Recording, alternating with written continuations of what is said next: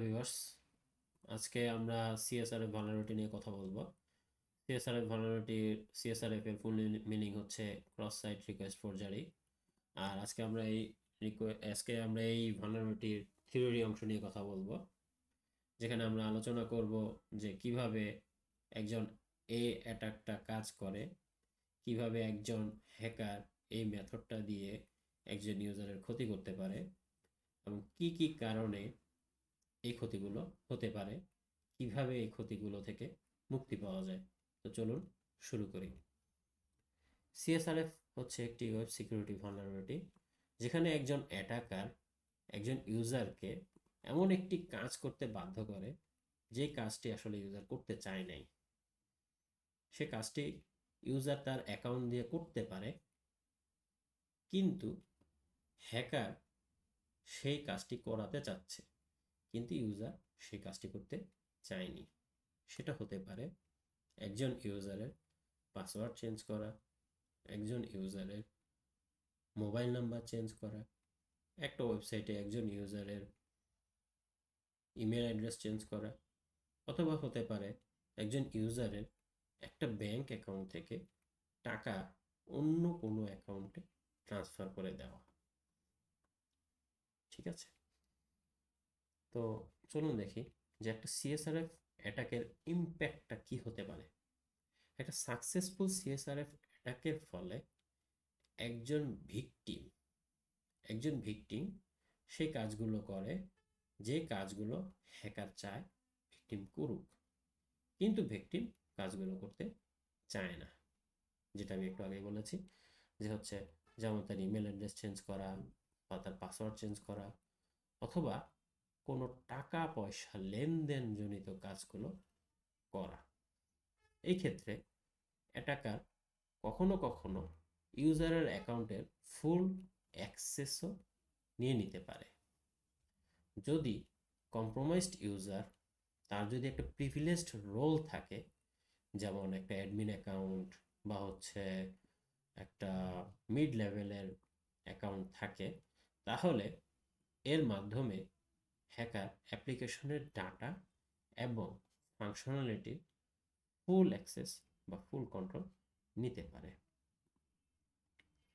CSRF আসলে কিভাবে কাজ করে?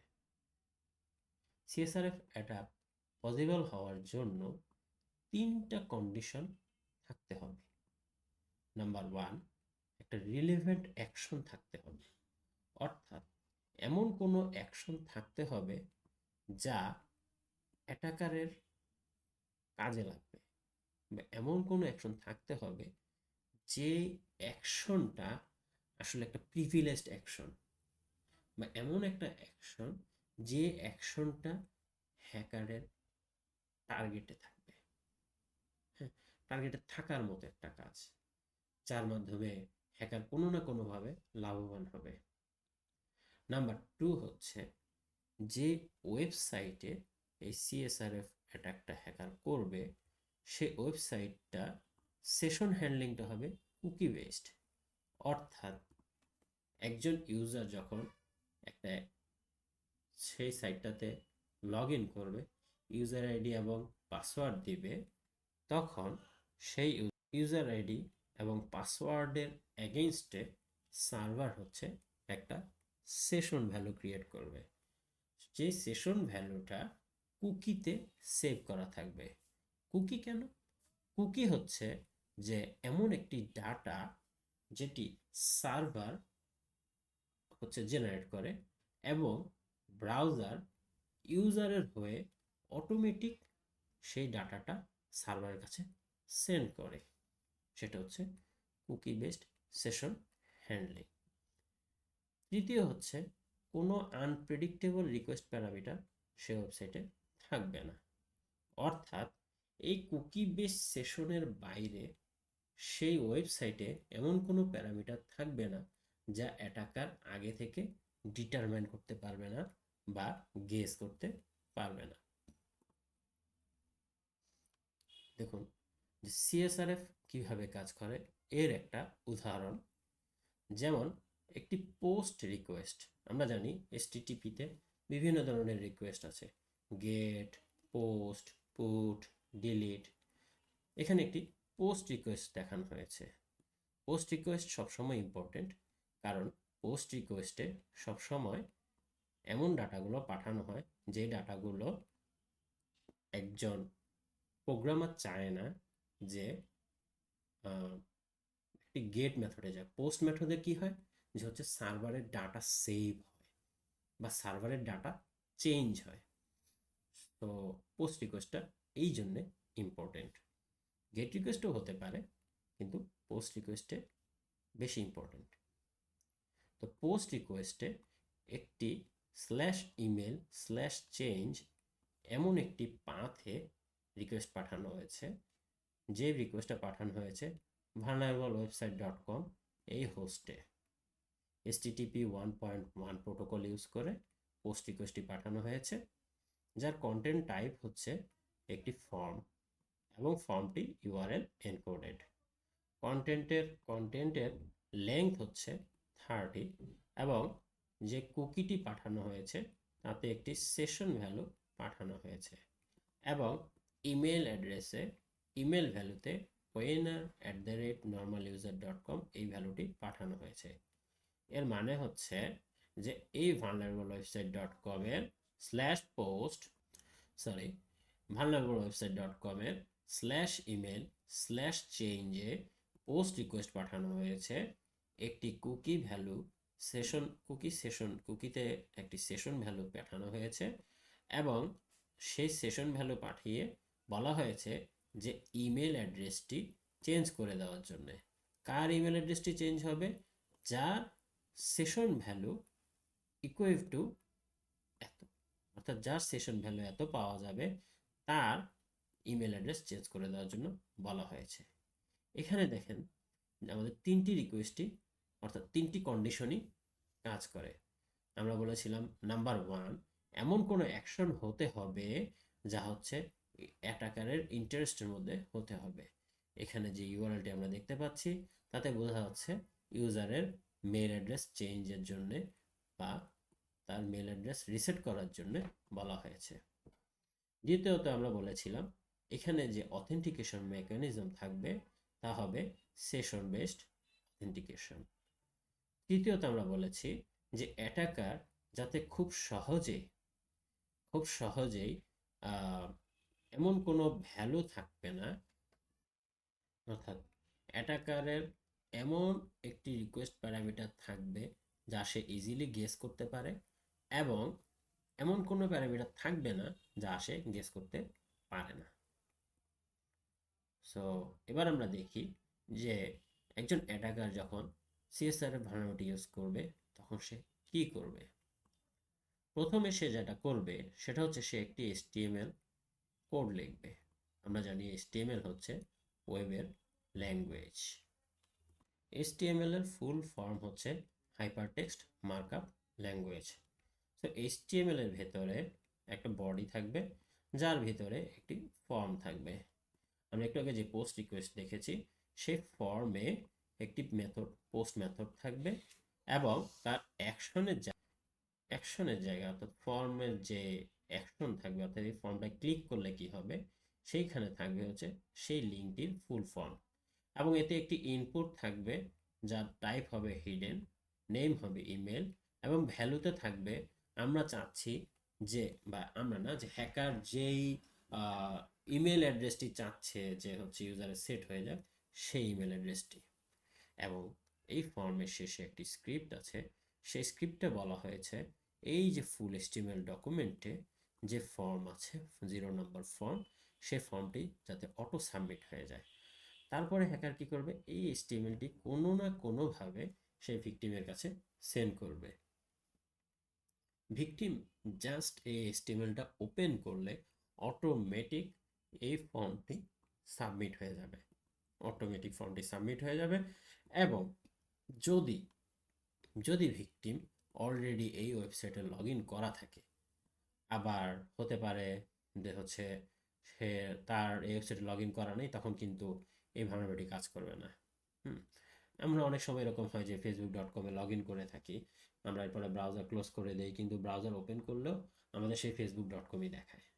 তো এরকম অনেক ওয়েবসাইটই এরকম কি করা থাকে যে হচ্ছে একবার লগ ইন করলে আর দ্বিতীয়বার লগ ইন করা লাগে না, অর্থাৎ লগ আউট না করে না করা পর্যন্ত সেই ওয়েবসাইটে আপনি যখনই ব্রাউজার দিয়ে লগ ইন করেন আপনি কিন্তু অটো সেটা পেয়ে যান। সেটা ফেসবুক হতে পারে, জিমেল হতে পারে, একটা মেল অ্যাড্রেসের অ্যাপ্লিকেশন হতে পারে, বা আপনাদের অনেক অ্যাপ্লিকেশনগুলো আছে, ব্যাক অ্যাপ্লিকেশন হতে পারে, যে হচ্ছে লগ ইন করার একবার লগ ইন করলে বারবার আর ইউজার আইডি পাসওয়ার্ড দেওয়া লাগে না।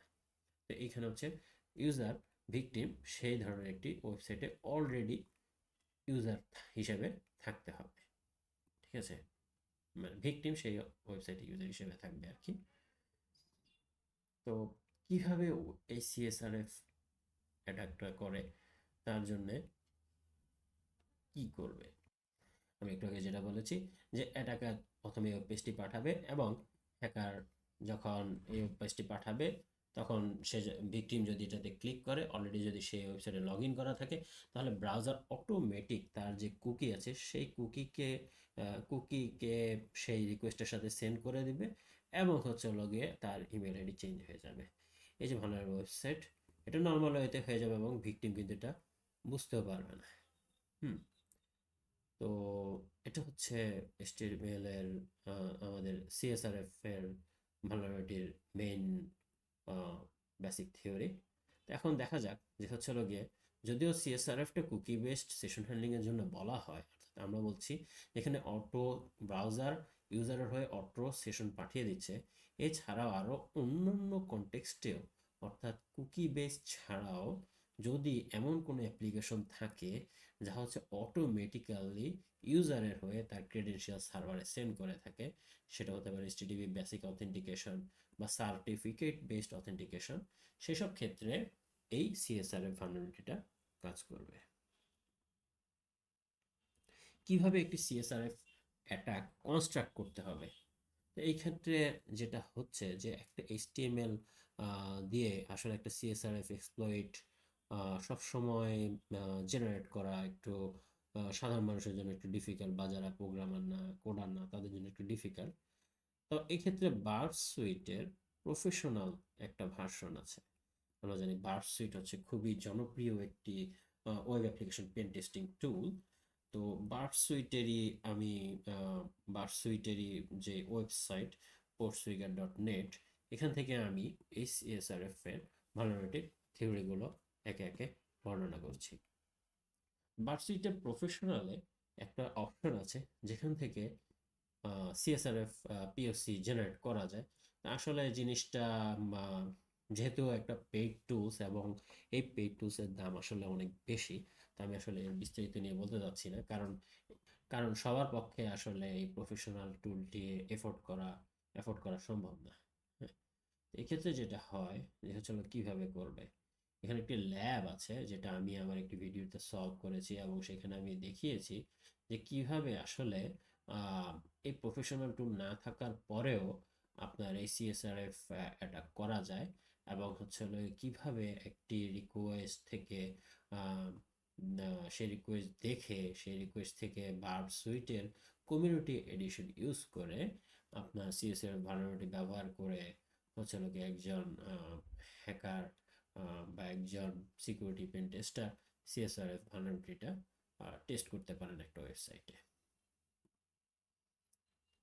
তো how to deliver a CSRF exploit, the delivery mechanism for cross site request forgery, যেটা হচ্ছে আসলে একটু অন্যরকম। এই ক্ষেত্রে যেটা হয় যে হচ্ছে হলো অ্যাটাকার আসলে তার যে ম্যালিশিয়াস HTML-টা আছে, এটা এমন হতে পারে যে হচ্ছে হ্যাকারের কোনো ওয়েবসাইট আছে, তো সে ওই ওয়েবসাইটে হচ্ছে হলো গিয়ে কোনো না কোনোভাবে ইউজারকে রিডিরেক্ট করে, বা সে এরকম একটা, সাপোজ এটা হচ্ছে একটা হ্যাকারের ওয়েবসাইট, তো সে হচ্ছে হলো গিয়ে এরকম একটা ওয়েবসাইট বানাবে, বানানোর পরে এইখানে জাস্ট একটা লিঙ্ক রাখবে, যেমন এখানে একটা লিঙ্ক আছে, এখানে একটা লিঙ্ক আছে, এরকম একটা লিঙ্ক রাখবে, খুব লুক্রেটিভ একটা লিঙ্ক, যে হচ্ছে হলো গিয়ে ক্লিক নাও, ক্লিক বেট যেটাকে বলা, যেমন হচ্ছে হলো গিয়ে হয়তো বা বাজি জিতে দেওয়া, বা হচ্ছে হলো গিয়ে কোনো গুরুত্বপূর্ণ নিউজ, হ্যাঁ, দেখুন ভাইরাল ভিডিও, বা এই টাইপের কিছু একটা লিঙ্ক থাকবে, যেটাতে হচ্ছে লগে হ্যাকার ভিকটিম জাস্ট ক্লিক করলেই হচ্ছে লগে ভিকটিমের, হ্যাকার হচ্ছে এই ক্ষেত্রে একটা নির্দিষ্ট ওয়েবসাইটের ইউজারদেরকে টার্গেট করতে পারে। এটা হতে পারে। আবার হতে পারে যে হচ্ছে সোশ্যাল মিডিয়া, আমরা অনেকেই সোশ্যাল মিডিয়া, আমাদের সবার প্রায় অ্যাকাউন্ট আছে। তো সেই ক্ষেত্রে হচ্ছে সোশ্যাল মিডিয়াতে সে হচ্ছে গিয়ে ভিকটিমকে এ ধরনের একটা লিঙ্ক সেন্ড করতে পারে। অথবা সে ইমেইলের মাধ্যমে, যারা হচ্ছে নর্মালি কর্পোরেটে বা যারা জব করেন তাদের সবার ইমেইল অ্যাড্রেস আছে। আর সেই ক্ষেত্রে আমরা অনেক সময় দেখা গেছে যে আম, কোনো একটা মেইল এসেছে তখন কিন্তু মানে আহ, খুব একটা অ্যাড্রেস চেক না করেই কিন্তু অনেকে ক্লিক করে ফেলেন। হ্যাঁ, এই জিনিসটাই হচ্ছে লগে হ্যাকার এই আহ, মানে মেন্টালিটিটার হচ্ছে একটা সুযোগ নিতে পারে। আবার আরেকটা ওয়ে আছে, সেটা হচ্ছে যে একটা পপুলার ওয়েবসাইট থাকে।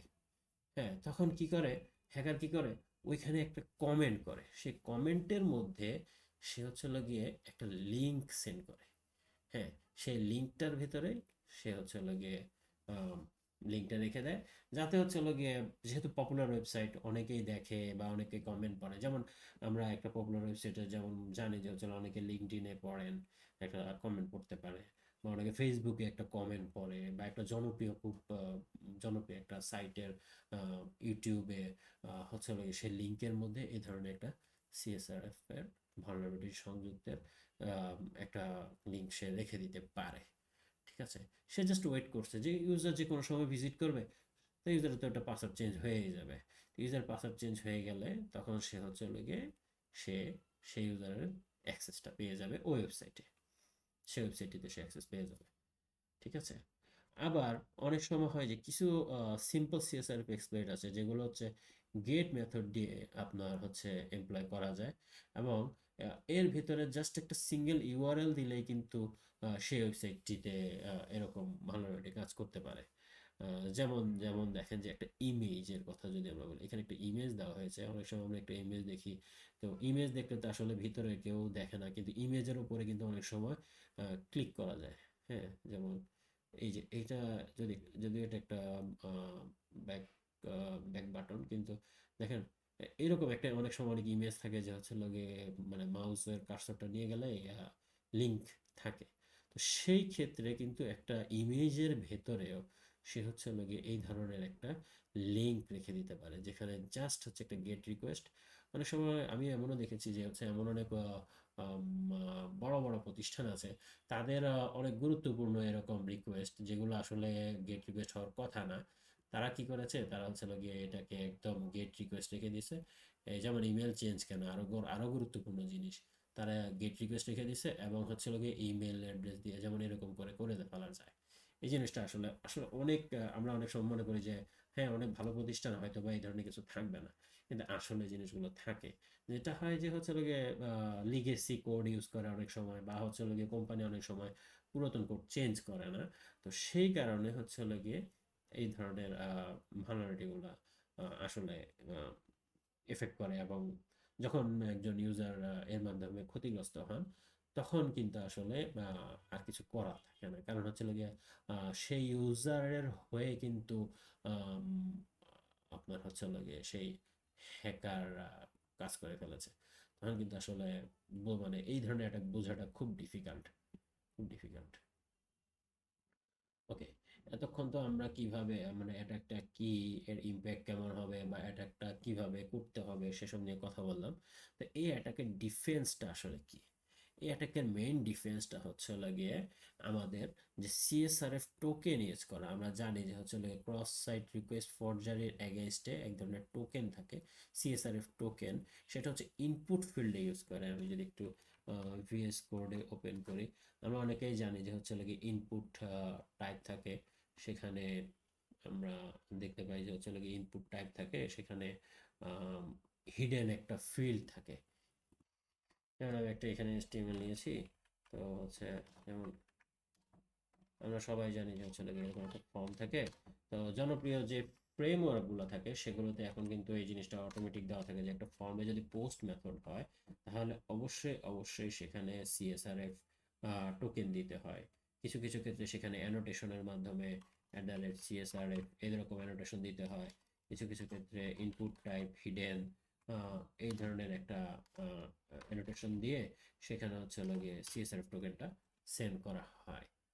তো সিএসআরএফ টোকেনটা যদি ইউজ করা হয় তাহলে সিএসআরএফ ভালনারেবিলিটিটা অ্যাকচুয়ালি একজন অ্যাটাকারের জন্য ভেরি ডিফিকাল্ট হয়ে দাঁড়ায়।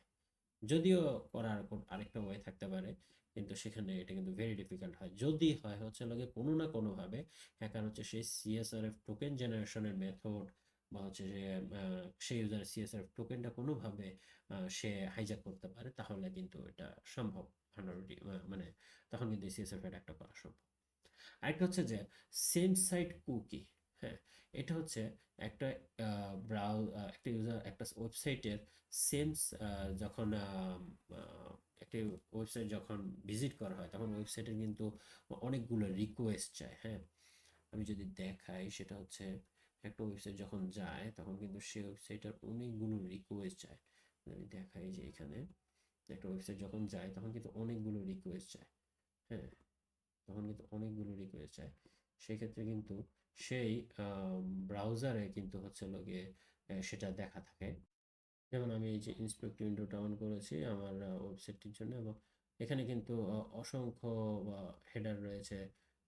যেমন রিকোয়েস্ট হেডার, এখানে অথরিটি, অ্যাকসেপ্ট ইনক্লুডিং সহ, ক্যাশ কন্ট্রোল সহ, আমার কুকি সহ আরও অসংখ্য অসংখ্য হেডার রয়েছে। তো এই ধরনের একটি হেডার হচ্ছে সেম সাইট। তো সেম সাইট যে হেডারটা, অর্থাৎ যখন কুকি সেট করা হয় তখন সেম সাইটের ভ্যালু যদি নাম দেওয়া থাকে তখন কিন্তু সেই ওয়েবসাইটটি সিএসআরএফ ভালনারেবিলিটির আন্ডারে পড়তে পারে। হ্যাঁ, যদি অন্য মেকানিজমগুলো ইউজ না করা হয়। বর্তমানে মডার্ন ব্রাউজার যেমন হচ্ছে ক্রোম অ্যাকচুয়ালি এটা এনফোর্স করে একরকম যে ল্যাক্স এই ভ্যালুটা ইউজ করার জন্য, যার মানে হচ্ছে লগে ক্রস সাইট রিকোয়েস্ট পর্যায়ের জন্য, অর্থাৎ এই ওয়েবসাইট ছাড়া হচ্ছে লগে অন্য ওয়েবসাইট থেকে যাতে এর ভ্যালুগুলো না যায়, অর্থাৎ এই কুকি ভ্যালুগুলো না যায়। যেমন এটা কিন্তু আসলে করা যায় যে একটা ওয়েবসাইটের ভেতরে কিন্তু আরেকটা ওয়েবসাইটের, যেমন আমার এই যে পোর্টস ওয়েগারের যে ওয়েবসাইটটা, আমি কিন্তু এটা চাইলে আমার একটা লোকাল একটা সাইটের ভেতরে কিন্তু রাখতে পারি।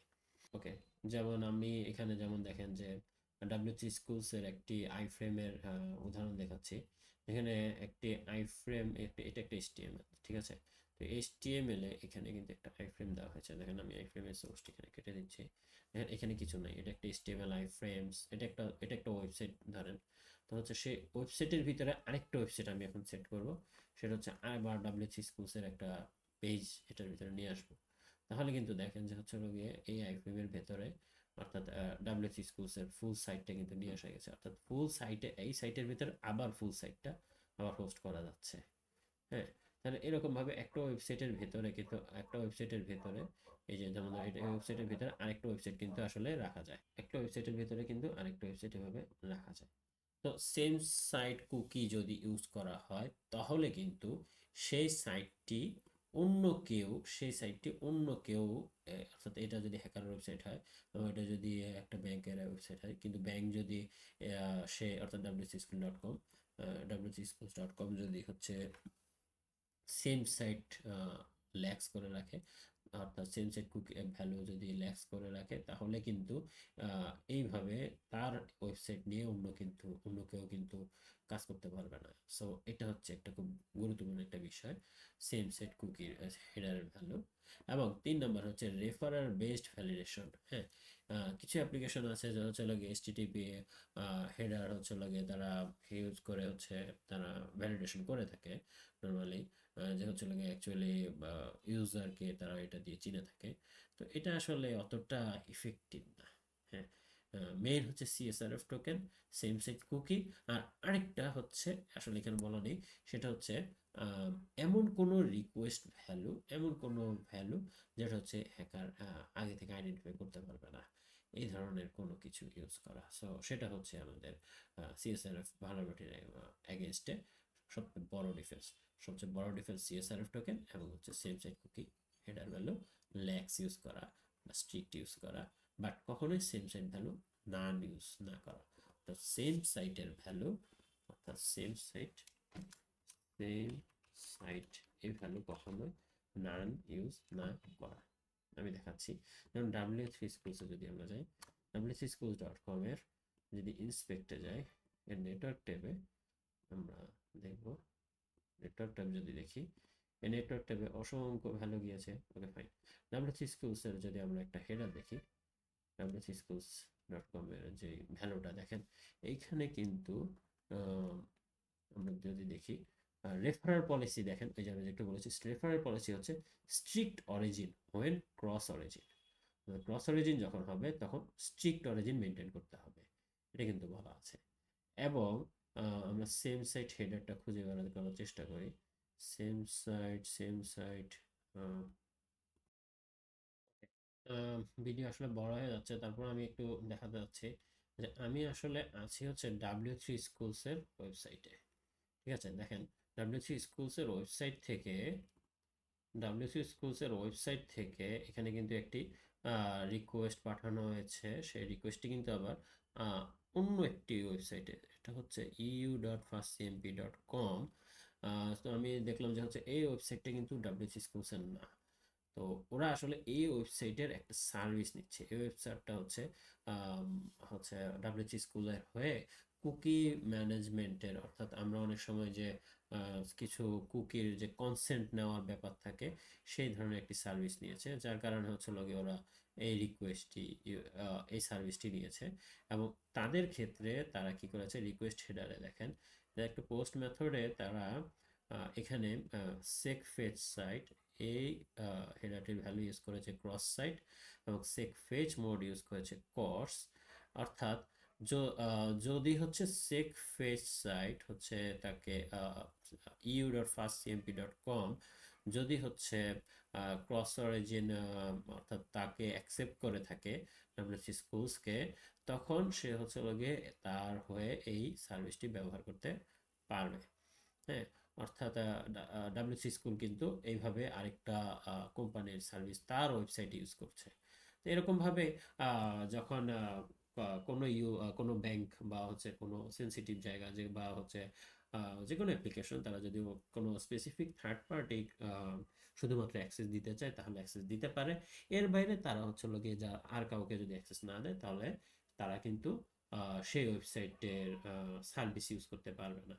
হ্যাঁ, তো এটাই হচ্ছে আমাদের cross site request ফরজারির theory.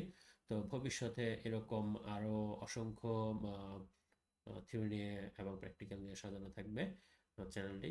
So এখন পর্যন্ত যারা লাইক, কমেন্ট বা সাবস্ক্রাইব করেননি, করতে পারেন। ধন্যবাদ সবাই।